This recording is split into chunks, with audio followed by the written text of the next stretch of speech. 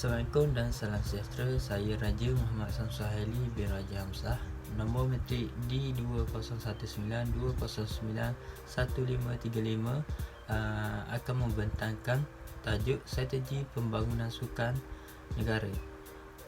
Kerajaan telah memperuntukkan sebanyak 533 juta untuk pembangunan sukan. Sebahagian daripada itu, sejumlah RM179 juta diperuntukkan bagi mempersiapkan kejohanan antarabangsa, termasuklah bagi menghadapi Sukan Olimpik 2020 Tokyo, Sukan SEA 2021 di Hanoi serta pembangunan atlet Paralimpik. Oleh itu, jelaslah bahawa pembangunan sukan amat ditekankan oleh kerajaan. Strategi pertama adalah membudayakan sukan di sekolah. Antara fokus pertama dalam membudayakan sukan di sekolah ialah sukan untuk semua murid dan sukan untuk kecemerlangan. Di bawah sukan untuk semua, lahirlah satu program, iaitu program Satu Murid Satu Sukan.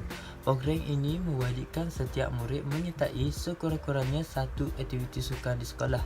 Antara tujuan program ini diwujudkan adalah meningkatkan kadar penyertaan murid dalam sukan.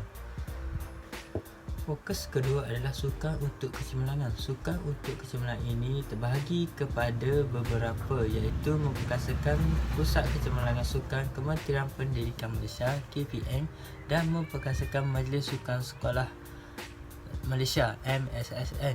Terdapat 7 IPTA telah terima status Pusat Kecemerlangan Sukan PKS. PKS bertujuan untuk melahirkan atlet berkelas dunia menerusi acara sukan yang dipertandingkan di dalam dan luar negara. Seterusnya, memperkasakan Sukan Sekolah Malaysia MSSN. Antara fungsi MSSN adalah menggalakkan, memajukan, memelihara dan mengatur aktiviti sukan dan menganjurkan serta menjalankan semua aktiviti sekolah sukan sama ada di peringkat negeri, kebangsaan dan antarabangsa. Dengan adanya MSSN ini, pembangunan sukan di Malaysia lebih teratur dan dapat melahirkan pelajar berpotensi tinggi untuk diketengahkan. Strategi kedua adalah memantapkan pembangunan sukan. Dalam memantapkan pembangunan sukan, terdapat dua fokus, iaitu meningkatkan potensi guru dalam sukan dan menyediakan pelan operasi latihan PLO. Dalam meningkatkan potensi guru dalam sukan, terdapat beberapa langkah, iaitu menempatkan lebih ramai graduan PJK dan sains sukan di setiap sekolah, bergantung kepada saiz dan situasi sekolah tersebut.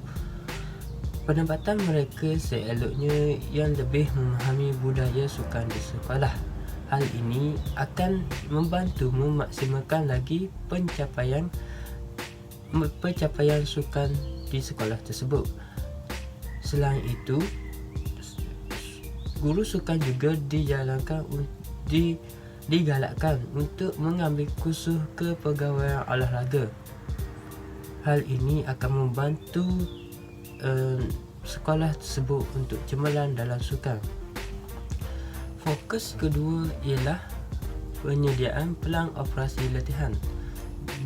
Pelan operasi latihan ini bertujuan untuk menyediakan anggota yang bertoleransi, berhemah dan berintegriti dalam sukan.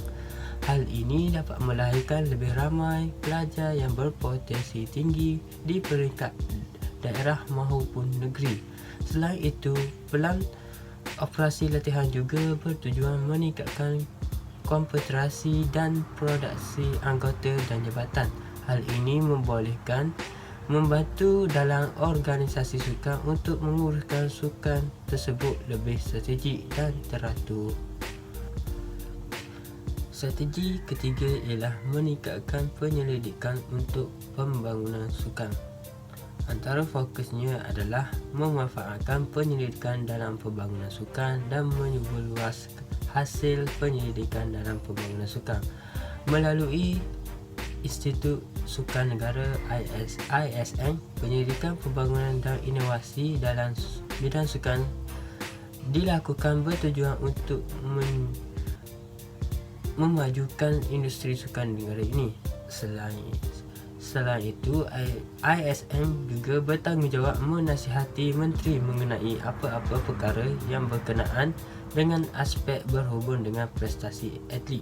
Selain itu, merumuskan, mensyukurkan dan mengkaji semula kaedah langkah saintifik yang boleh meningkatkan prestasi atlet.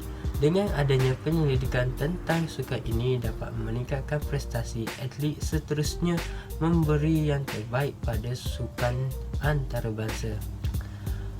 Fokus kedua adalah menggunakan hasil penyelidikan yang telah dijalankan oleh ISM untuk meningkatkan prestasi seseorang atlet untuk menghadapi pertandingan. Sebagai contoh, ISM menyediakan jadual pemakanan untuk atlet.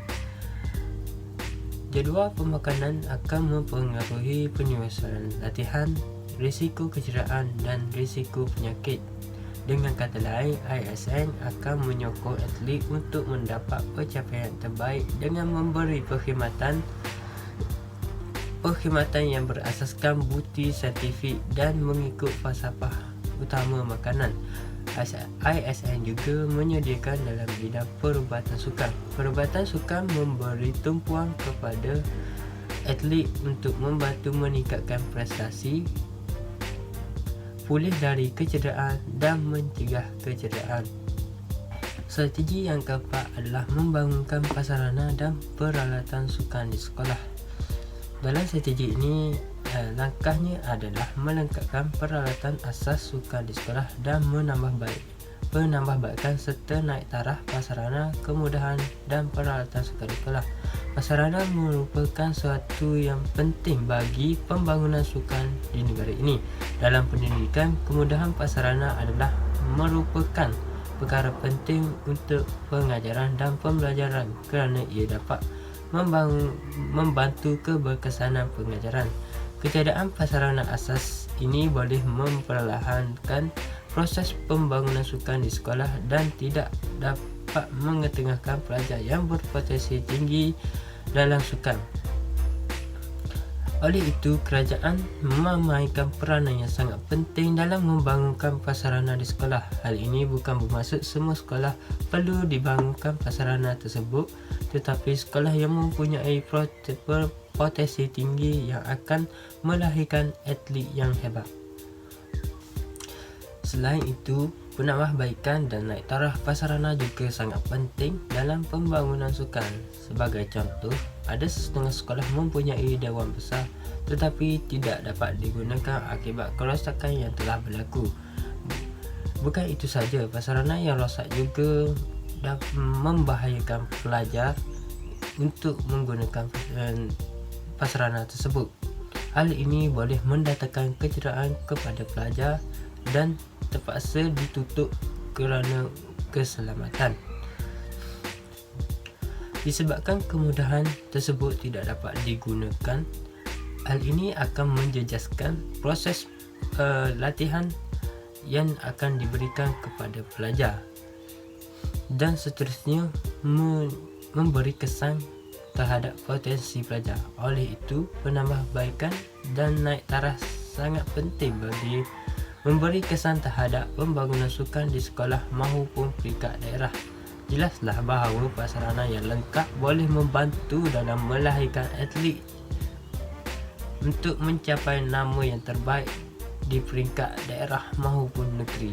Kesimpulannya, semua pihak haruslah bekerjasama untuk memajukan lagi sukan di negara kita. Pihak kerajaan haruslah giat menjalankan kajian untuk memantapkan lagi sukan negara. Hanya dengan kerjasama yang erat semua pihak, misi untuk melihat kelibat anak-anak muda Malaysia beraksi pada Piala Dunia dalam bola sepak akan tercapai. Sekian, terima kasih.